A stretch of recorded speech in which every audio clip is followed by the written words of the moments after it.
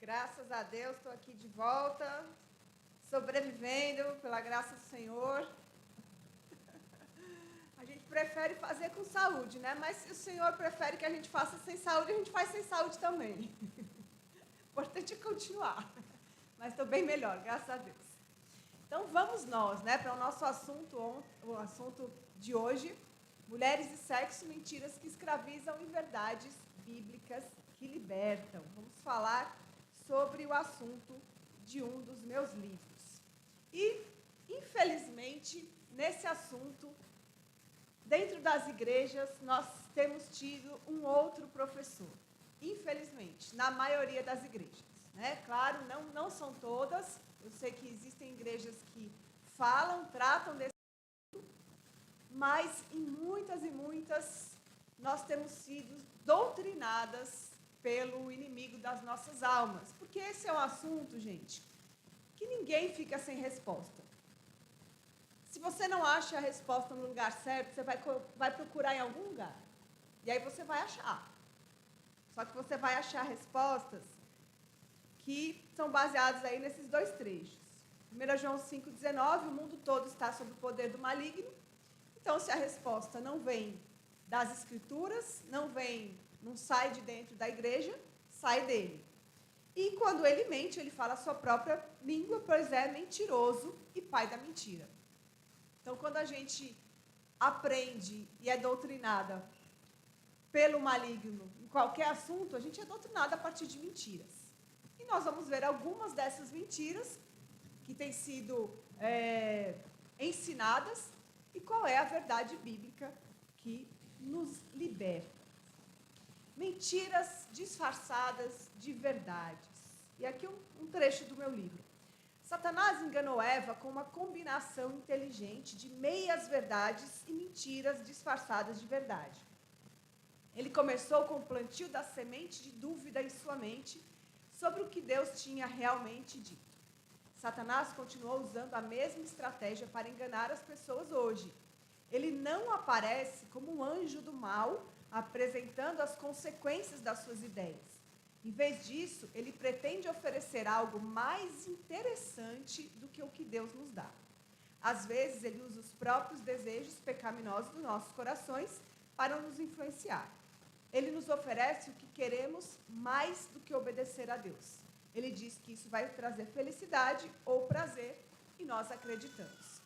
Então, não se iluda, apesar de eu ter colocado aí uma imagem do diabo como aquele, ser vermelho, com cara assustadora, ele não vai aparecer assim na sua frente, dizendo, olha, as minhas ideias são essas, se você quiser seguir, você vai se dar mal, mas tudo bem. Ele não vai fazer isso.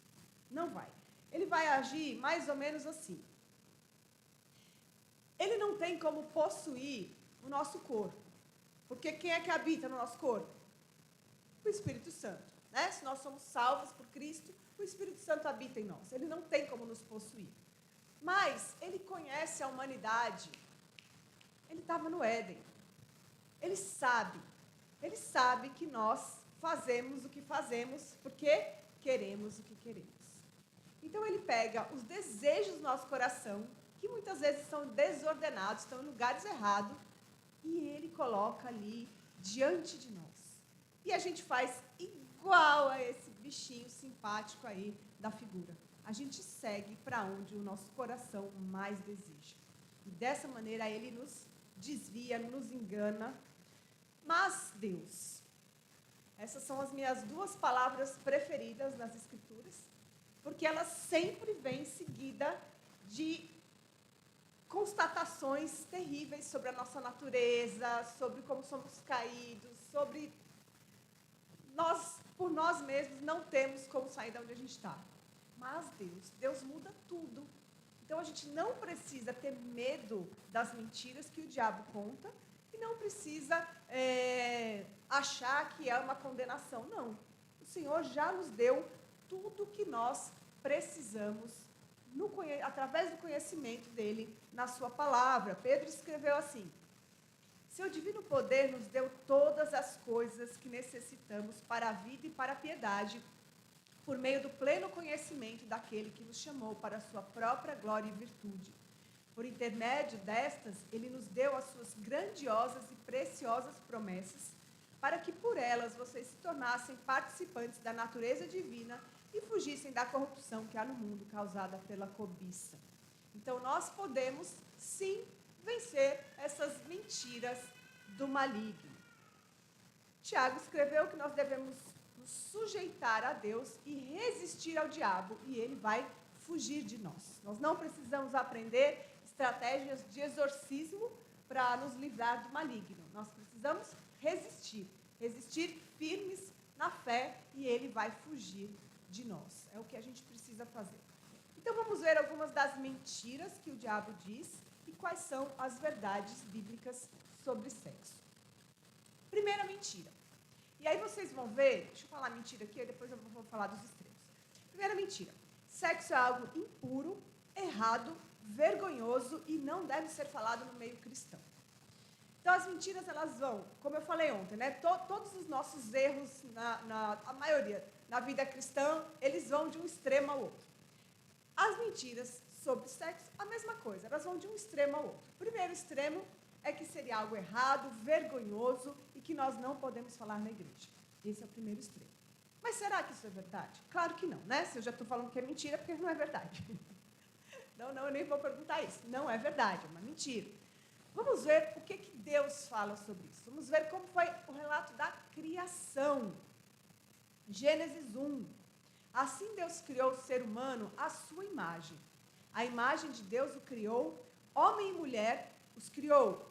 E Deus os abençoou e lhes disse: sejam fecundos, multipliquem-se, encham a terra e sujeitem-na.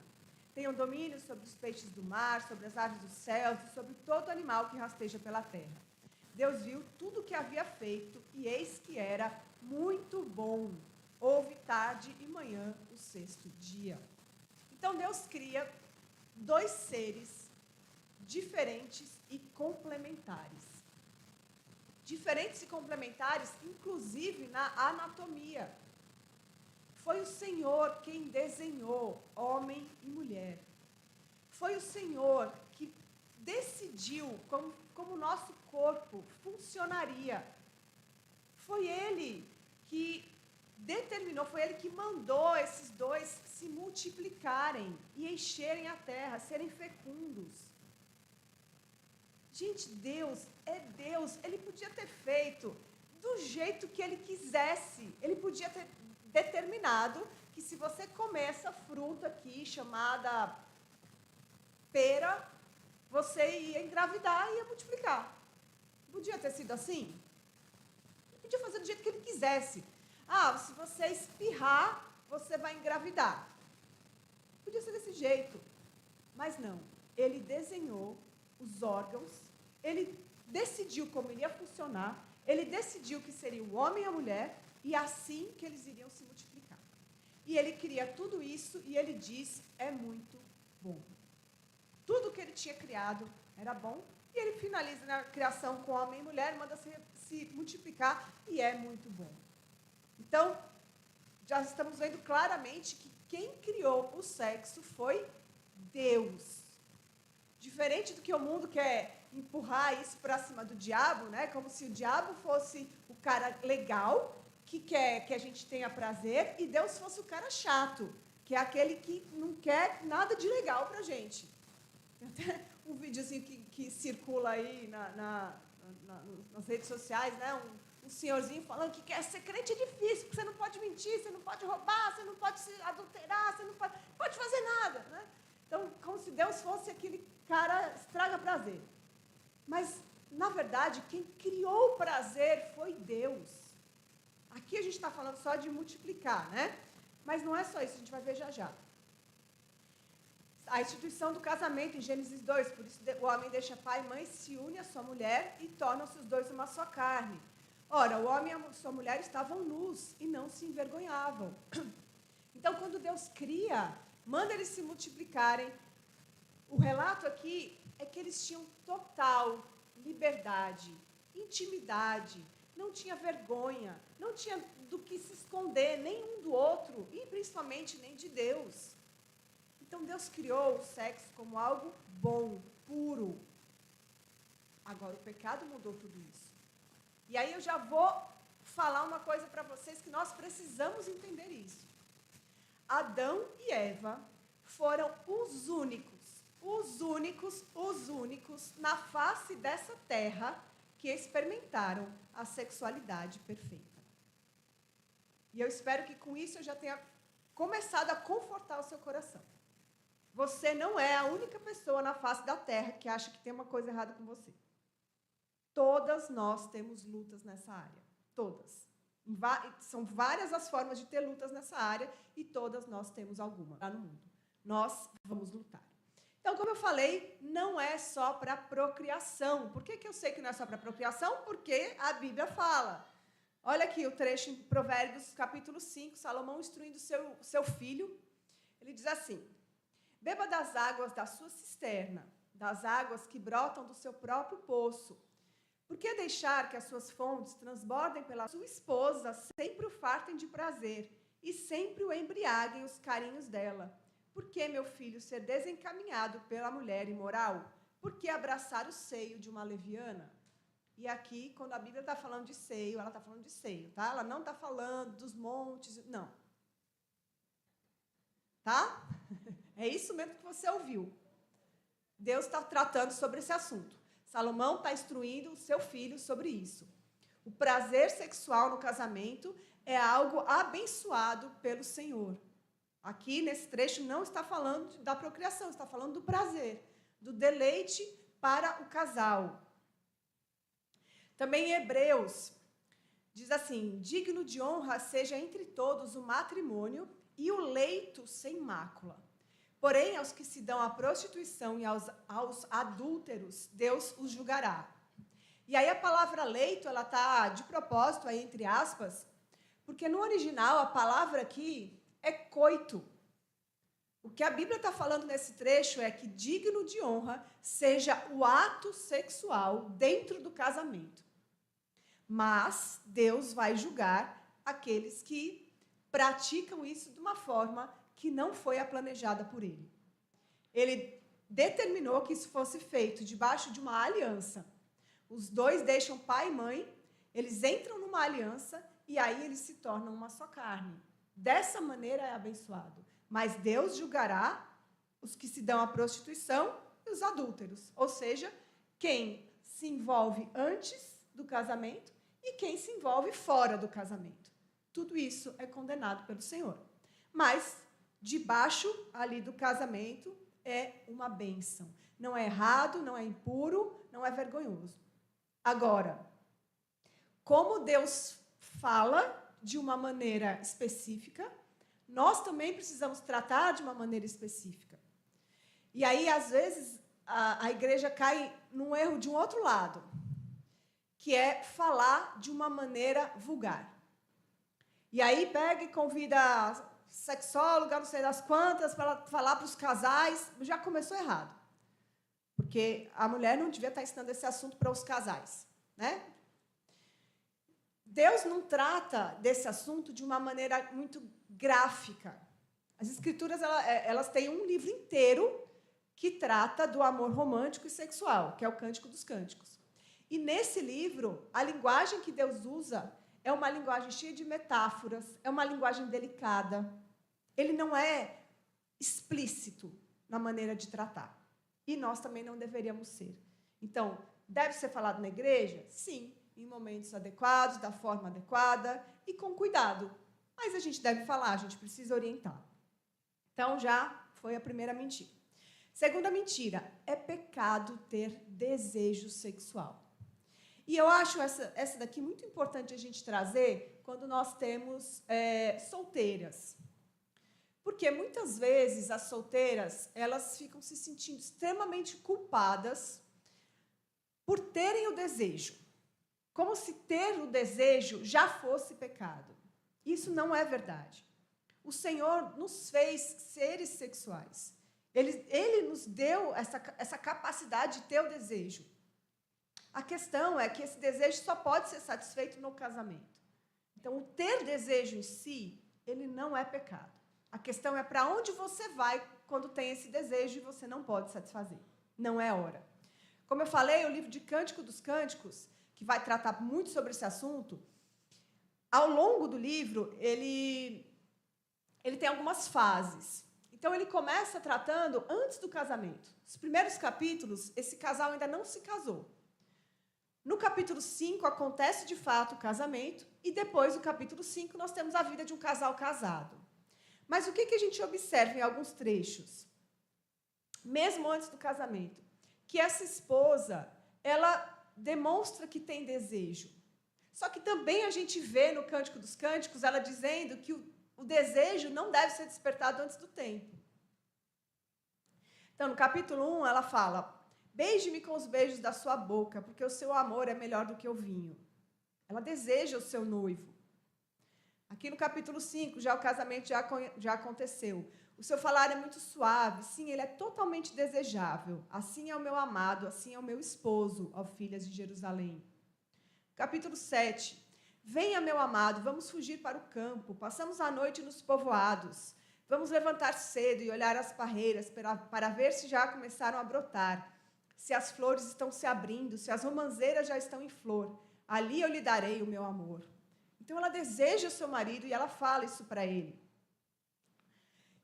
E no último capítulo, venha depressa, meu amado, correndo, como gama ou filho da gazela, sobre os montes perfumados. Então, ela também está demonstrando ali o desejo pelo seu marido e falando isso para ele. Então, o desejo em si não é pecado. A questão é para onde a gente vai com ele. Mentira 3. Sexo não é prioridade. Pode gastar toda a sua energia em qualquer outra coisa. E aqui eu estou falando para as casadas. Não é prioridade, você não precisa pensar nisso. Nem se preocupe com isso, tá? Isso foi uma coisa assim do começo do casamento e agora você pode esquecer. Isso é o que o diabo fala. E aí, a gente vive basicamente assim ou um pouco pior, né? Desse ter 50 braços, a gente carregava ali 50 coisas. Eu sou mulher, eu sou invencível e no final das contas eu estou exausta. E a gente acaba se envolvendo em milhões de coisas, muitas vezes sem parar para pensar quais são as prioridades que Deus quer que a gente tenha.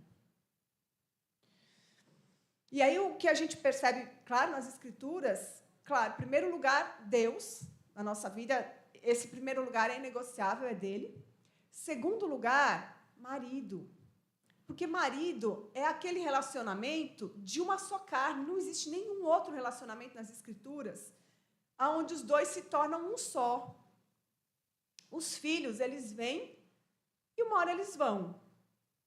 O casamento deveria ser até que a morte nos separe. Então, esse é um relacionamento que a gente deve colocar ele antes. A gente precisa guardar energia, disposição para esse relacionamento. E em seguida, os filhos. Gênesis 2:18 vai dizer por que Deus cria a mulher. Porque não era bom que o homem estivesse só. Então, Deus traz a mulher, em primeiro lugar, para ser a companheira do seu marido. Será que a gente tem cumprido essa tarefa que o Senhor tem nos dado? Com as nossas vidas corridas ali, com aqueles milhões de braços, como naquela imagem que eu mostrei. Muitas vezes, a esposa acorda em um horário, o marido acorda em outro. Aí um toma café em um horário, outro toma em outro. Um vai trabalhar para um lado, outro vai para o outro. Na hora do almoço, um almoça em casa, outro no trabalho. Aí, na hora de voltar para casa, um volta às 5, outro volta às 8. Aí um vai dormir às 9, outro vai dormir 1 da manhã. E aí a semana passa assim. No final de semana, ele quer ir na praia, ela quer ficar em casa assistindo série. Aí ele vai para a praia e ela fica em casa assistindo série. Aí no domingo, ele quer chegar mais cedo na igreja, ela quer chegar mais tarde, cada um vai com um carro, e aí à noite eles vão comer pizza, todo mundo junto. Quer dizer, acaba que numa semana inteira, às vezes a única refeição é um domingo à noite, que eles fazem juntos. Será que a gente está vivendo desse jeito? E aí cabe a nós, mulheres, nos alinharmos a isso, né? Como boas mulheres piedosas que somos. Mas o nosso papel é de sermos companheiras dos nossos maridos. Tito 2, nós temos a instrução de que as mulheres mais velhas devem orientar as mulheres mais novas. E a primeira coisa que Paulo coloca aqui que elas sejam mestres do bem, a fim de ensinarem as jovens recém-casadas, a primeira coisa é amar seus maridos. Em seguida, amar os seus filhos. Mas, primeiro, amar os seus maridos. Serem amantes dos seus maridos. Também a mulher de Provérbios 31. Nós vemos em vários trechos ali dessa mulher que ela é uma mulher que considera o seu marido. Olha só, uma esposa exemplar, feliz quem a encontra, é muito mais valiosa que os rubis. Seu marido tem plena confiança nela e nunca lhe falta coisa alguma. Ela só lhe faz o bem e nunca o mal, todos os dias da sua vida. Fazer o bem ao seu marido todos os dias da sua vida. Esse trecho, para mim, é extremamente, assim, pesado. Porque o meu pecado me acusa, né? Imagina, todos os dias da minha vida, intencionalmente, eu tenho que fazer o bem ao meu marido. E aí, dentro dessa área da intimidade sexual, em geral, tá? Não é regra, e cada vez mais eu tenho visto o contrário, mas, em geral, os homens têm mais desejo sexual do que as mulheres. E as mulheres, em geral, tendem a deixar essa área de lado. Só que isso é uma necessidade para o seu marido. Então, nós precisamos entender isso. Vamos já entender melhor um pouquinho. Quer fazer o seu marido feliz? Lembre dessa área. Lembre dessa área. Guarde energia para o seu marido. Mentira 4. Se você ignorar o desejo de sexo do seu marido, isso vai passar e ele vai esquecer. Não, eu vou ficar bem quietinha aqui, eu estou cansada. Vou ficar bem quietinha aqui no meu canto, vou deitar e já ele se acalma e deixa para lá. Esse assunto a gente resolve outra hora. E aí chegou um momento muito tenso. Muito, muito tenso. Se você já olhou aí o que está escrito no slide. E, na verdade, eu nem perguntei se eu podia mostrar isso antes. Eu devia ter perguntado, né? Mas vocês vinham para uma palestra sobre esse assunto, talvez vocês até imaginassem que eu precisasse explicar algumas coisas, né? Concordam? Vocês vão se sentir incomodadas se eu mostrar? Não? Sem problema? Não tem criança aqui não, né? Tem não, né? Tem homem lá atrás, né? Mas eles estão conversando ali, eles não estão nem olhando. Então tá tranquilo, tá de boa. Eu vou mostrar. Pode? Órgão sexual feminino.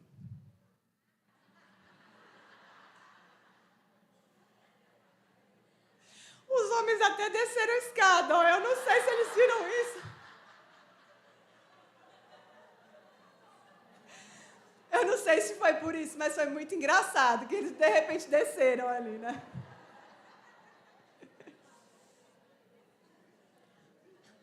Órgão sexual feminino, gente. A nossa cabeça. Né? As mulheres hoje, muitas têm procurado aí tratamento com médico para aumentar a testosterona, porque não tem libido, não sei o quê. Mas isso é uma ilusão.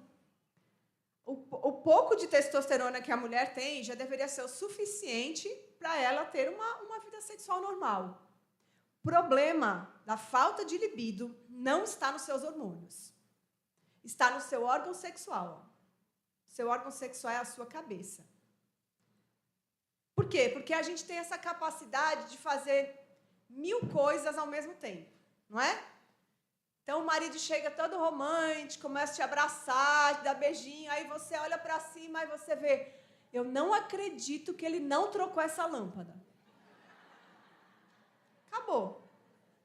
Não é assim? Ou então você lembra, meu Deus, eu não tirei a carne para amanhã, eu não acredito. Não tirei a carne para amanhã, e agora? Amanhã de manhã eu tenho que ir no supermercado, eu tenho que ir no correio, eu tenho que fazer não sei o quê, né? Enquanto isso, as coisas estão acontecendo e você está ali fazendo a lista de compras. Vocês estão rindo porque é exatamente isso que acontece. A gente tem essa capacidade. E a gente precisa entender que está aqui, ó. Está aqui. A gente precisa treinar aqui. E agora o negócio ficou mais sério, que agora eu vou mostrar o outro lado da história.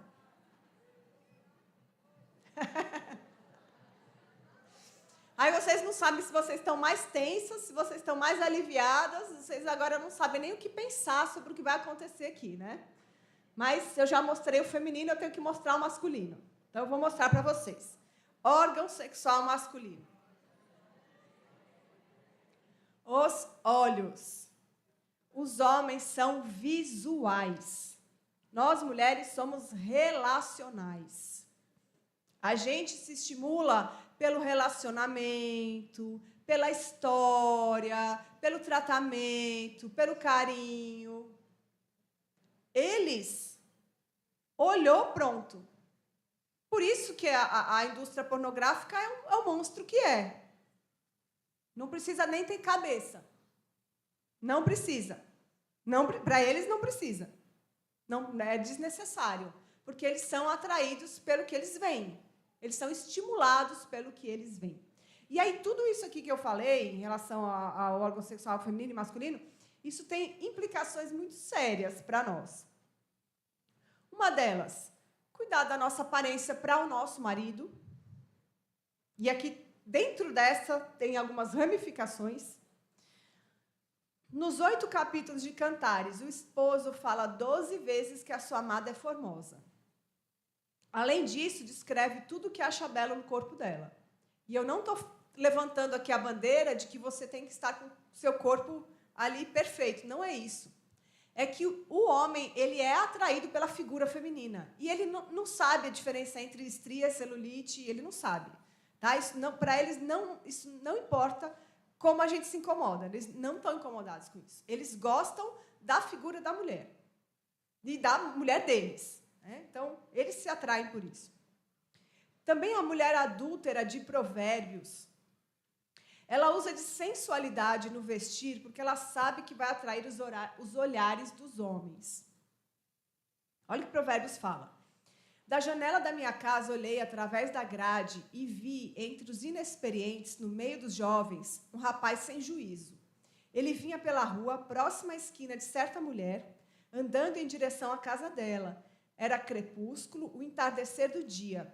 Chegavam as sombras da noite, crescia a escuridão. A mulher veio então ao seu encontro, vestida como prostituta, cheia de astúcia no coração. O que eu quero mostrar aqui para vocês? Que existe, primeira coisa, que roupa comunica. O texto não está dizendo que essa mulher era uma prostituta, mas está dizendo que ela estava vestida como uma prostituta. Ou seja, a roupa dela comunicava alguma coisa sobre ela. E essa forma de se vestir, ela atrai os olhares dos homens. Isso tem várias coisas para a gente parar para pensar, né? E aí a pergunta é, roupa sensual? Sim, dentro da sua casa. A sensualidade, Deus nos deu a sensualidade para ser usada para o nosso marido. Não para o marido das irmãs. Amém? E aí eu gosto sempre de combinar o seguinte. Eu não vou mostrar minha sensualidade para o seu marido e você não vai mostrar para o meu. Não é bom assim? Não é legal assim? Aí fica todo mundo feliz. Né? Então a gente devia combinar isso. Porque é para o meu marido, não para os outros, não para os outros maridos. Olha o que Deus fala. Pois essa é a vontade de Deus, a vossa santificação, que vos abstenhais da prostituição, que cada um de vós saiba possuir o próprio corpo em santificação e honra, não com desejo de lascívia, como os gentios que não conhecem a Deus.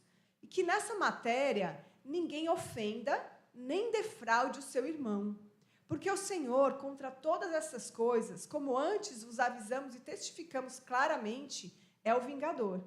Porquanto Deus não nos chamou para a impureza, e sim para a santificação. Quem rejeita estas coisas não rejeita o homem, e sim a Deus, que também vos dá o seu Espírito Santo. Então, o que Paulo está tratando aqui? Que nessa questão do cuidado com o seu corpo, da santificação do seu corpo, que você não defraude os outros. O que é defraudar nessa área aqui? Defraudar é quando eu desperto um desejo que eu não tenho direito de satisfazer. Se eu desperto desejo em alguém que não é meu marido, eu não tenho direito de satisfazer. Então, eu estou defraudando aquela pessoa. E eu deveria ter esse zelo. Porque Deus não se agrada disso. Nós estamos vendo aqui muito claro, sendo falado nas Escrituras. Né? Entenda o que acontece com os maridos. Olha só. Bolo de chocolate. Eu pensei em coisas que mulheres pudessem gostar, né? Nós gostamos de sapato? Gostamos, né? Mas algumas, às vezes, não gostam. Nós gostamos de maquiagem, mas também algumas não gostam. Mas chocolate é uma coisa que quase toda mulher gosta. Não é verdade? Quase toda. Pode ser bolo, pode ser o chocolate em si, pode ser o chocolate quente, o chocolate frio. Mas, em geral, nós gostamos de chocolate. Então, eu trouxe a ideia do bolo de chocolate para você entender o que acontece na vida do seu marido. Imagine aí, então, que você gosta de chocolate, gosta de bolo de chocolate, e você, de manhã, acorda sentindo até aquele cheiro, assim, da cobertura quando está quentinha. Deu para sentir, né? O cheiro delicioso. Aí você acorda ali sentindo aquele cheiro de bolo de chocolate, mas você não come logo que você acorda.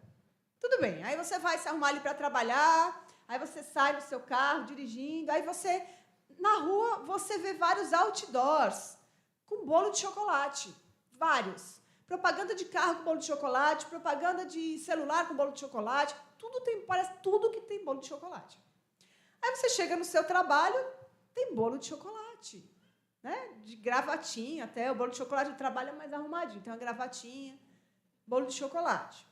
Tá bom, aí você trabalha o dia inteiro ali sentindo cheiro de bolo de chocolate, vendo bolo de chocolate, vai voltar para casa, de novo no trânsito, mais outdoor, cheio de bolo de chocolate. Nas redes sociais você vê bolo de chocolate o dia inteiro. Aí você vai para casa com vontade de quê? Comer bolo de chocolate. E na sua casa tem, porque você de manhã sentiu o cheiro lá, tinha bolo de chocolate. Aí você chega lá na sua casa para comer o bolo de chocolate, põe ali a sua fatia, vai colocar ali a primeira garfada, o seu marido puxa e fala, não, você não vai comer bolo de chocolate porque eu não estou afim hoje, eu estou com dor de cabeça. Você, como uma esposa piedosa, né? Você, não, tudo bem, meu amor, fica tudo certo. Você pode até, né, dizer que está tudo certo, mas vai ficar um desejo de comer bolo de chocolate? Vai. Imagina se isso acontece por vários dias seguidos. Vai ser sofrido o negócio, né? Pois isso é o que acontece com os nossos maridos. Em geral, como eu falei, eles gostam. Eles gostam, em geral, eles gostam mais de sexo do que as mulheres. Em geral, não é regra, pode ser que você goste mais do que o seu marido. Mas, em geral, é assim que acontece. E eles são bombardeados por mensagens de sexo em todo lugar. Em todo lugar. E você sabe disso, que até na igreja. É um decote, é uma perna de fora, é uma roupa justa. Então, eles são bombardeados a todo momento. Aonde é que ele pode comer bolo de chocolate quanto ele quiser? Em casa. E aí você fala que não vai dar. Olha a crueldade que você faz. Né? Então, é para a gente sentir um pouquinho assim do que acontece no coração deles. Não é porque ele é um imoral. Não. É porque ele gosta de bolo de chocolate. É simples. É assim que funciona. Mentira 5. Negar sexo ao seu marido não é pecado. Pode negar quanto você quiser, que não tem problema.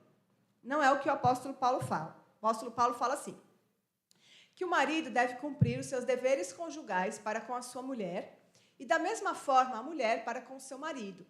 A mulher não tem autoridade sobre o seu próprio corpo, mas sim o marido. Da mesma forma, o marido não tem autoridade sobre o seu próprio corpo, e sim a mulher. Não se recusem um ao outro, exceto por mútuo consentimento, durante certo tempo, para se dedicarem à oração. Depois, unam-se de novo, para que Satanás não os tente por não terem domínio próprio. Paulo está dizendo aqui que, primeiro, o corpo do marido é da esposa e o corpo da esposa é do marido. É algo que a gente dá para o outro. Segundo, ele está dizendo que é uma forma de proteger o casamento. Quando o marido está bem alimentado, o cheiro de bolo de chocolate lá na rua não vai fazer tanta diferença. Agora, quando ele está com fome, não é verdade? A gente sabe disso. Se você comeu bem em casa, você sai, sente cheiro de comida, não faz tanta diferença. Agora, se você está morrendo de fome, até aquela coxinha que o camarada vende de bicicleta no meio da rua é atraente. Não é? Então, é uma proteção para o casamento. E Paulo fala, não se neguem, talvez por algum tempo, para se dedicar à oração e de comum acordo. Não é uma coisa que você decide, ou ele decide. É comum acordo, porque é para o outro, é para ele. Eu para ele e ele para mim. Então, é uma proteção para o casamento. Mentira 6.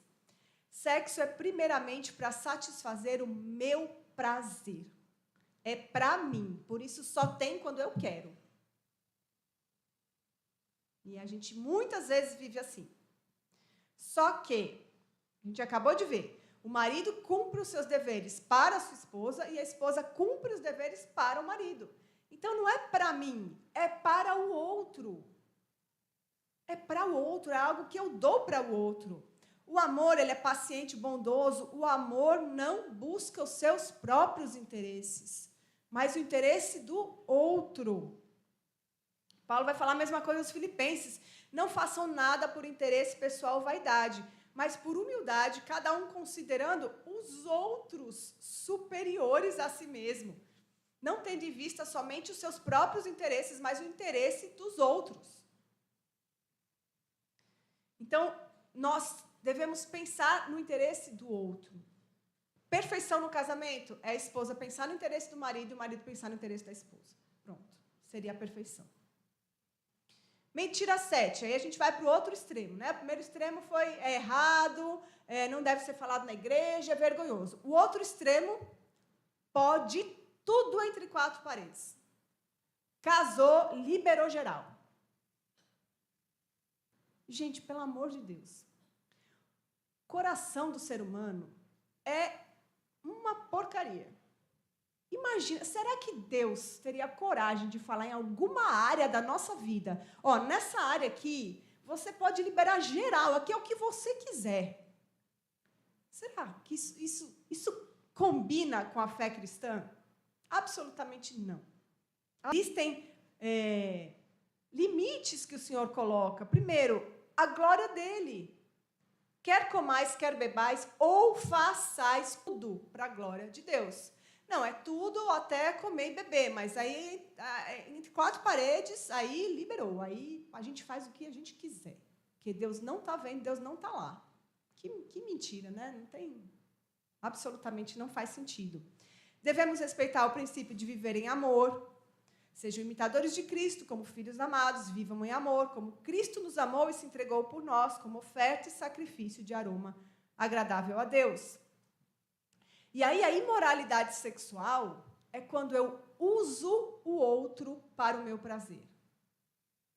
E às vezes eu acho que a imoralidade sexual é o adultério e a fornicação. Ponto. Não, é como se tivesse uma vírgula aí. Imoralidade sexual, na verdade, é toda vez que eu uso o outro para o meu prazer. O outro não é meu objeto para meu serviço. A fé cristã é o contrário disso. O amor, ele se sacrifica pelo bem do outro. O que Jesus fez? Ele desceu do seu trono de glória para se sacrificar por nós, miseráveis pecadores. Isso é o amor. O amor se sacrifica em benefício do outro. A imoralidade sexual usa o outro para o seu próprio benefício. Devemos respeitar o princípio de não nos envolver em imoralidade, como conversas imorais. Aí Paulo vai tratar isso aqui com os Efésios, né? Dizendo, não se envolvam em conversas imorais, gracejos. Pelo contrário, exponham essas coisas à luz. Não sejam participantes das obras infrutíferas das trevas. E às vezes, gente, conversinhas, às vezes que surgem em ambiente de trabalho, e você, às vezes, é a única cristã ali no meio, aí começa aquelas piadinhas, aquelas conversinhas de moralidade, e você fica ali participando daquele negócio. O que o Senhor está falando é, não participe disso aí. Exponha essas coisas à luz. Isso são obras das trevas. O marido deve respeitar o princípio de amar a sua esposa como Cristo ama a sua igreja. Não é essa a metáfora que Paulo vai tratar aqui? O marido ama a esposa como Cristo amou a igreja, a esposa se submete ao marido como a igreja se submete a Cristo. Então, qualquer coisa que um dos dois não queira e o outro força, isso não é feito em amor. Qualquer coisa que machuque física, emocional, espiritualmente, isso não é feito em amor. Isso não glorifica o Senhor. Devemos respeitar o princípio de que sexo é expressão de amor entre marido e esposa. Amor é paciente, é bondoso, não inveja, não se vangloria, não se orgulha, não maltrata, não procura os seus interesses, não se ira facilmente, não guarda rancor. O amor não se alegra com a injustiça, se alegra com a verdade, tudo sofre, tudo crê, tudo espera, tudo suporta, o amor nunca acaba. A gente decide amar. Mentira 8. Estamos caminhando aqui para os últimos. Se você não tiver experiências fabulosas, toda vez que se relacionar com seu marido, existe um problema com vocês. Se não for como a série, se não for como o romance que você leu, se não for como ali, né, se você ainda assiste novela, se não for desse jeito, tem algum problema com você. Não, gente. O que eu falei no começo, só Adão e Eva experimentaram a perfeição.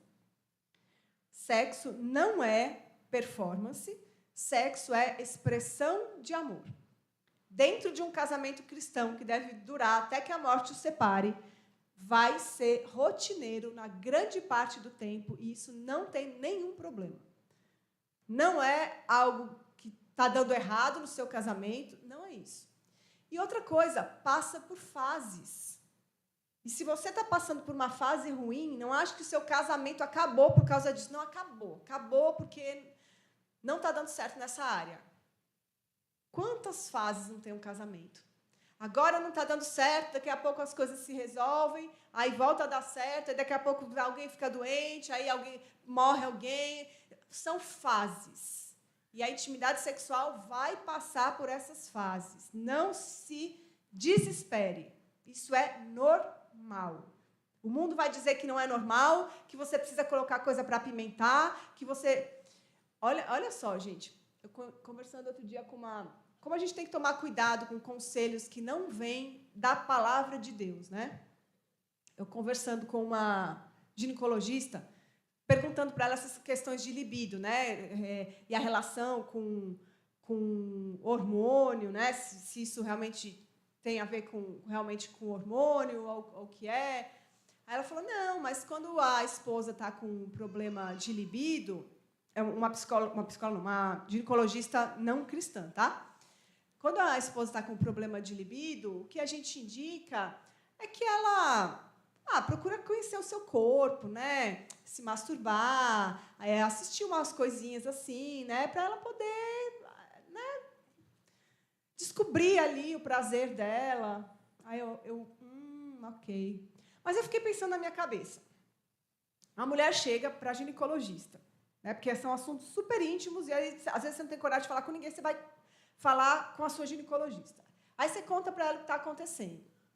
Aí você vai contar para ela que você está tendo um problema com o seu marido. Vocês não estão conseguindo ter uma intimidade, né? Tá difícil, tal. Ou seja, você vai dizer que o problema é com o seu marido. Aí o conselho dela: esquece o marido e vai buscar se satisfazer sozinha.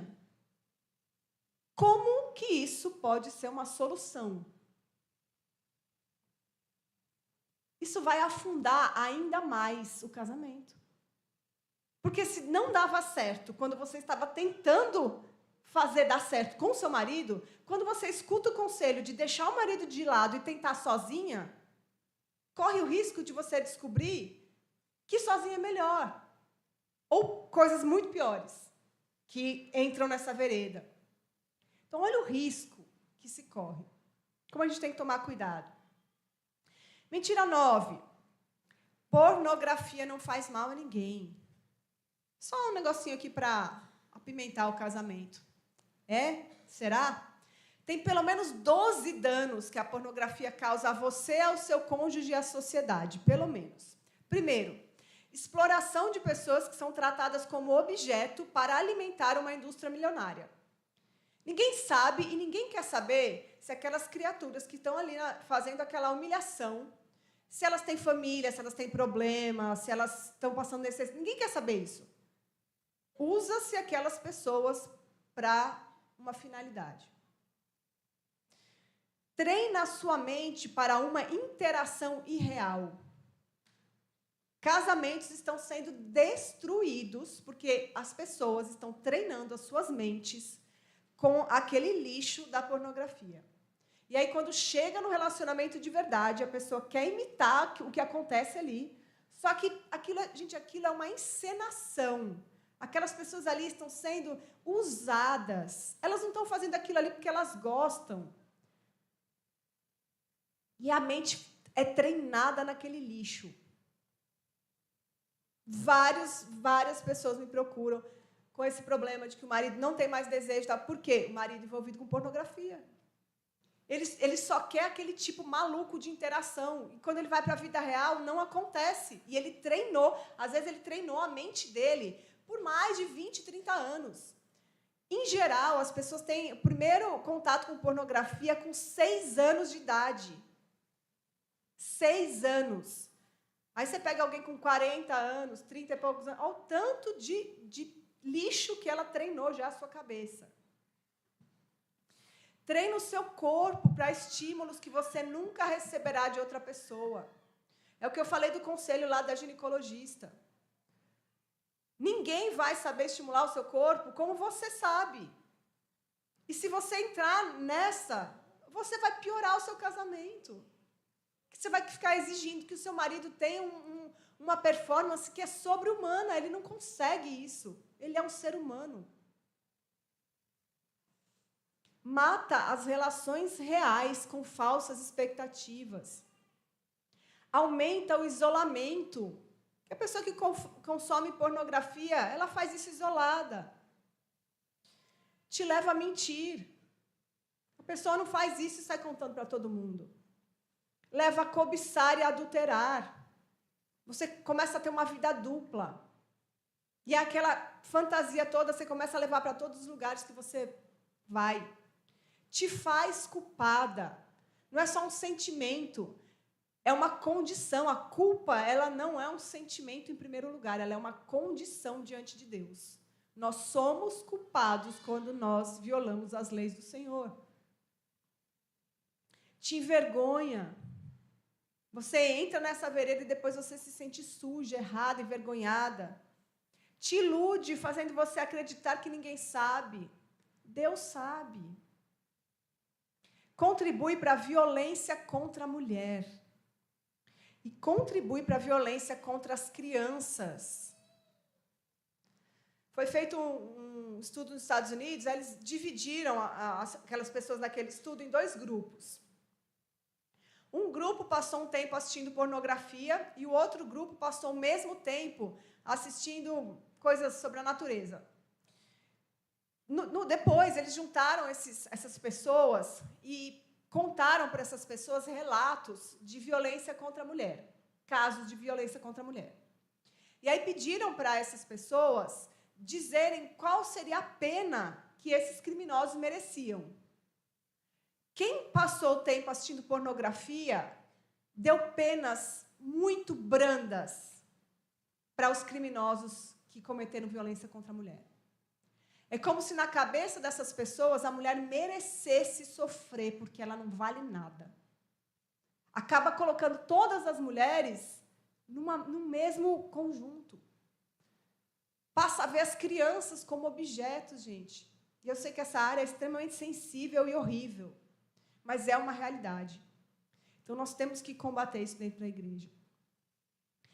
10ª e última mentira. Deus não fala sobre sexo. Deus fala muito. Ele nos ensina de várias e várias maneiras, como eu acredito que eu mostrei aqui para vocês. Tá certo? Então, com essa última mentira, a gente finaliza hoje à noite. Quero mais uma vez orar. Vamos orar. Santo Deus, obrigada, Senhor, por termos chegado mais um dia até aqui. Obrigada pelo Senhor ter nos sustentado. Obrigada pela sua graça. Obrigada, Senhor, pela sua palavra que nos orienta, nos direciona, nos consola, nos conforta. Obrigada pela sua graça, pelo seu Santo Espírito. Eu, mais uma vez, quero pedir por cada uma das minhas irmãs que estão aqui ou aquelas que nos assistiram online, Senhor, que o Senhor aplique essas verdades aos corações, aos casamentos. Que o Senhor santifique o seu povo, Pai. Santifique a sua igreja, Senhor. Mostra aonde estão as coisas obscuras, Senhor. Traz a luz para que possam ser tratadas e resolvidas, para que nós sejamos realmente o povo santo que o Senhor quer que nós sejamos, Pai. Eu peço também que o Senhor nos conduza agora no final, cada uma para o seu lar, em paz e tranquilidade, que o Senhor nos dê uma noite tranquila de descanso, renova as nossas forças, e que amanhã nós estejamos aqui novamente para aprender mais do Senhor, Pai. Em nome de Jesus. Amém.